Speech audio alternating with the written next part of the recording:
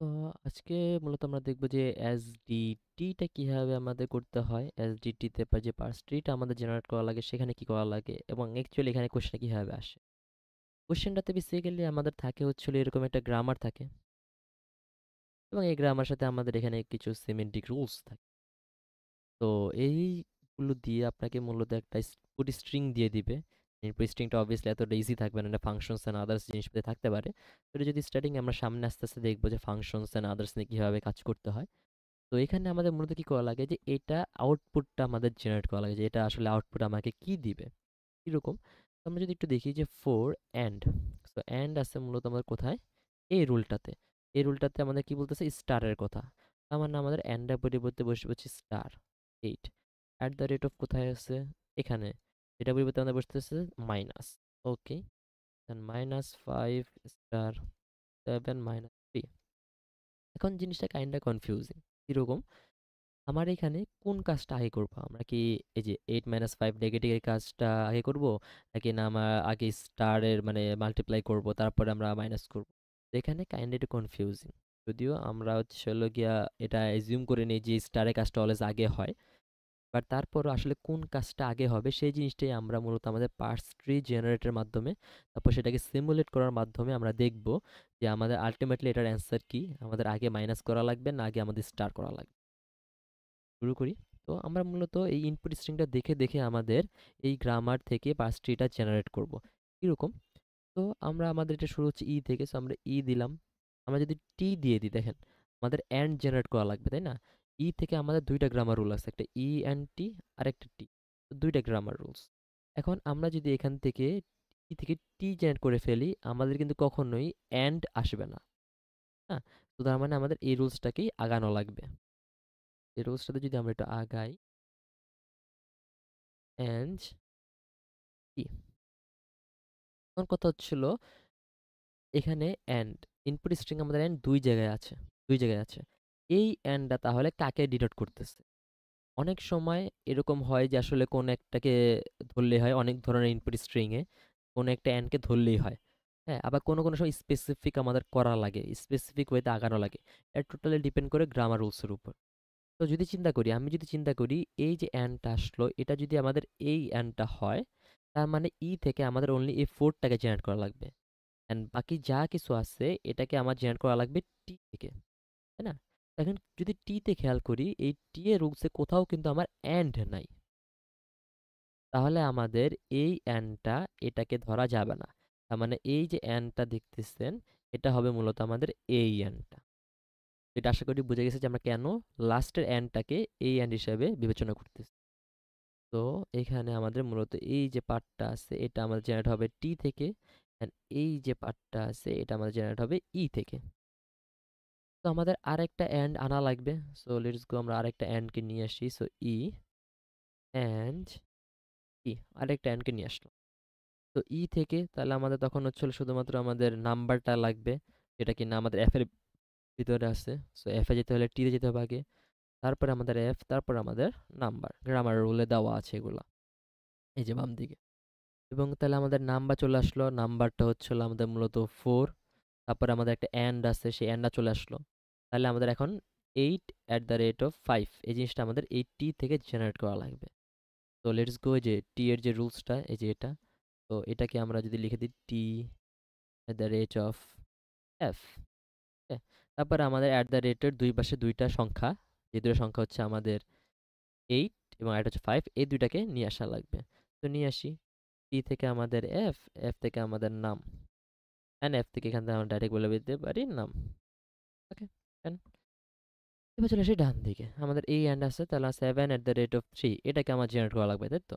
তো এগেইন তাহলে আমাদের সেম রুলসটা T@F, এখানে টি থেকে এফ, এফ থেকে নাম, আর এখানে এফ থেকে ডিরেক্টলি নাম।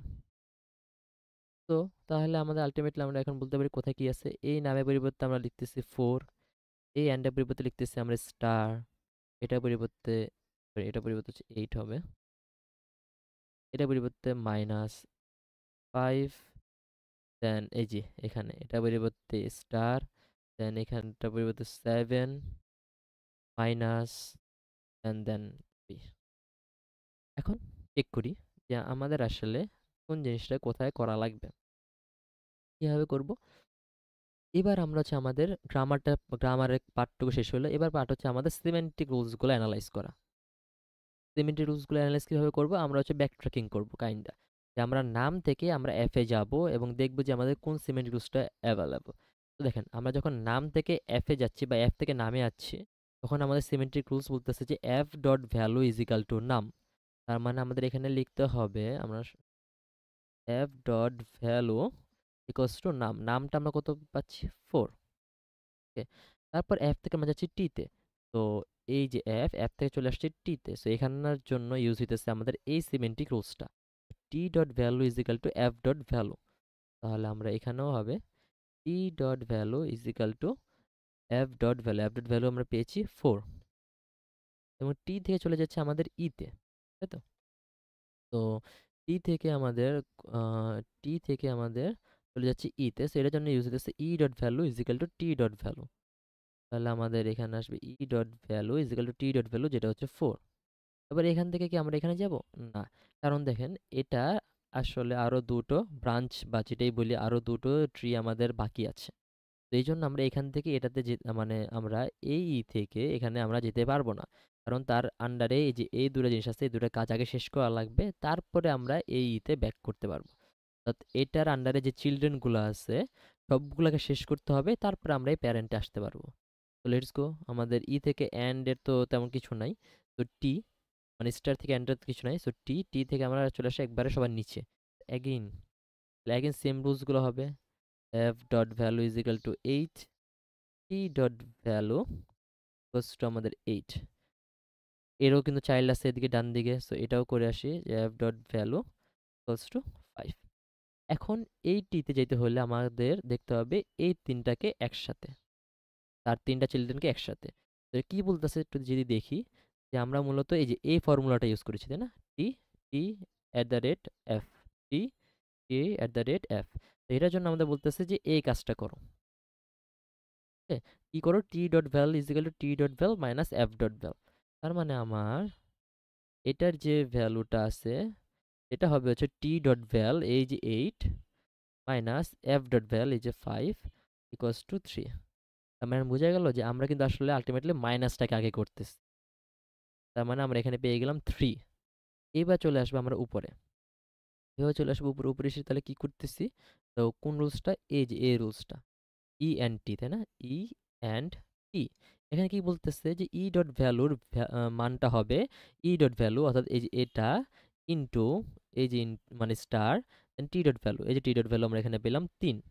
তো তাহলে এখানে আমরা পাবো ডট ভ্যালু ইকুয়ালস টু এই যে এটার 4 স্টার, এটা থেকে পাইলাম 3, তো 12। এখানেও আসলে আপনারা মানটা লিখতে পারেন, নাও লিখতে পারেন, কোনো সমস্যা নেই। দরকার হলে মানটা আপনারা এখানেই লিখলেন।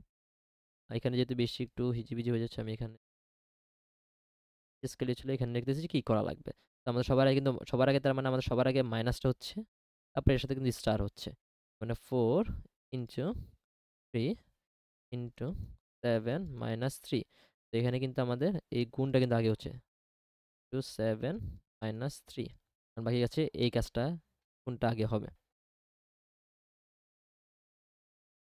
সো এদের গেল, তারপর আবার ডান দিকে এসে আমাদের সেম জিনিসগুলো এগেন রিপিট করা লাগবে। এটা হবে 7, এটা হবে হচ্ছে 7 এফ ডট ভ্যালু, এটা হবে হচ্ছে আমাদের 3 যেহেতু এখানে এটা আছে। তো এগেন সেম রুলটা পড়তেছে। কোন রুলটা? এই যে এটা সিমেন্টিক রুলস কি বলতেছে আমাকে? বিয়োগ করো। তাহলে বিয়োগ করি আমরা, টি dot value is equal two 7 minus 3। তারপর আমাকে কি বলতেছে? তারপর আমার ই অ্যান্ড টি, হ্যাঁ, তাই এই যে এ রুলসটা, ই অ্যান্ড টি কি বলতেছে? এর ভ্যালু, অর্থাৎ এর ভ্যালুটা হবে হচ্ছিল ই এর ভ্যালু, এই যে ভ্যালু পেলাম তার সাথে টি এর ভ্যালু, এই যে ভ্যালুটা পেলাম তার গুণফল। তো চলেন, তাহলে এর ভ্যালুটা হবে, এখানে ডট ভ্যাল কিন্তু লিখতে হবে, ঠিক আছে? এখানে যে দেখেন টি ডট ভ্যাল, এগুলো কিন্তু অ্যাট্রিবিউটস, এগুলা এটা হচ্ছে টি এর অ্যাট্রিবিউটস, এফ এর অ্যাট্রিবিউটস, ঠিক আছে? এই জিনিসগুলো কিন্তু উল্লেখ করতে হবে যে ডট ভ্যালু। আপনি যদি ডটটা না দেন তাহলে কিন্তু প্রবলেম আছে। হ্যাঁ, আপনার কি প্রবলেম এটা হচ্ছে সামনের টিউটোরিয়ালগুলোতে বুঝতে পারবেন। ওকে, তো এই ভ্যালু বলতেছে যে আমাদের এই যে 4 ইন্টু 3 যে করলাম, অর্থাৎ যেটা আসবে আলটিমেটলি আসবে 12, এর সাথে স্টার করতে হবে, এখান থেকে বিয়োগ করলে কত আসবে, কত, 7, ওকে, তো হচ্ছে 4, তাই তো। তো এখান থেকে, আচ্ছা এখানে আর না করি, এখানে করি 12 ইন্টু, বিয়োগটা আগে হচ্ছে 4, 48 আলটিমেটলি, তাহলে অ্যান্সার আসতেছে আমার। হ্যাঁ, তো এখন কিন্তু আমি মোটামুটি ক্লিয়ার আসলে যে আমার, এটা সরাই দিই, যে কোনটা আমার মানে আমি আগে বিয়োগ করতেছি তারপর কি করতেছি না করতেছি, জিনিসটা কিন্তু আলটিমেটলি ক্লিয়ার। এখানে আমি যদি আগে যদি স্টার করতাম, সাপোজ আমি 4 ইন্টু 8 আগে করলাম, আর এখানে 5 ইন্টু 7টা আমি আগে করলাম, তারপর আমি বিয়োগ করলাম, তখন কিন্তু ভ্যালুটা কিন্তু অন্যরকম আসবে। তো এই জন্যই, সো এই জিনিসটাই যে এরকম ইনপুট স্ট্রিং এর রেজাল্ট আলটিমেটলি আমার কত আসবে, এই জিনিসগুলো বের করার জন্য আমাদের এই এসডিটির জিনিসটা ব্যবহার হচ্ছে। এসডিটির কিছু অ্যাপ্লিকেশনস আমার এখানে দেওয়া আছে, তো এই যে অ্যাপ্লিকেশনসগুলো একটু দেখে নিতে পারেন। এ হলো।